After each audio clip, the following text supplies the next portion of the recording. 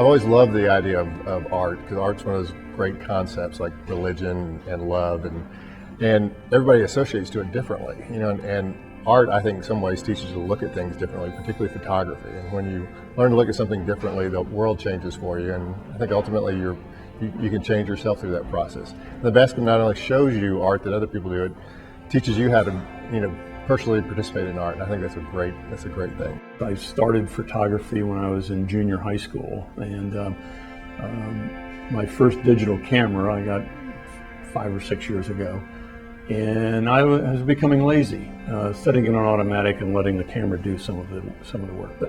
But Greg was very good at stressing the point, put it in manual, and really give some serious thought to what you're doing. I ask everybody what their expectations are for the class and an outcome. What outcome do they want after the 2 days? What do they want to walk away knowing? What's the thing that inspires them most to learn?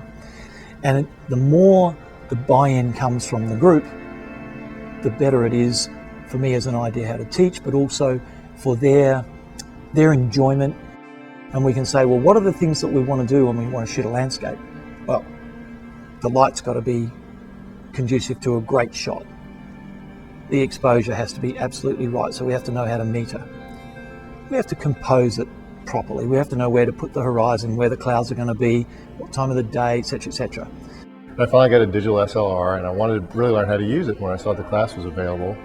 I signed up, and it really exceeded all of my expectations. It was a great experience. Because everybody has a skill set. As long as their outcome at the end of the class is what they were expecting, and they walk away feeling that they can build on that and that they've achieved what they wanted to achieve.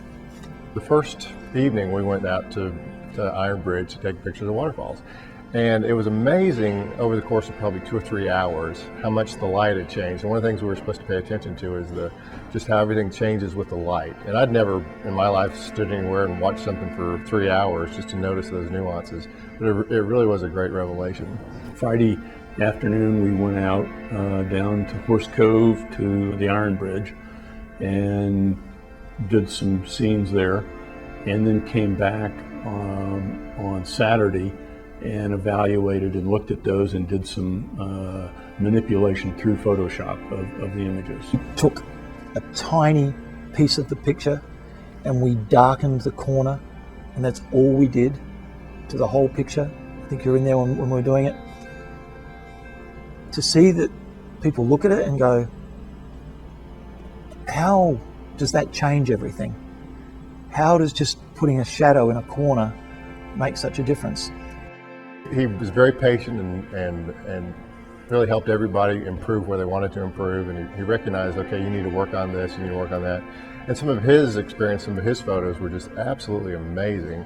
And one of my favorite parts of the class is he threw up a picture of Nelson Mandela, and it was an amazing photograph, and it almost made me cry.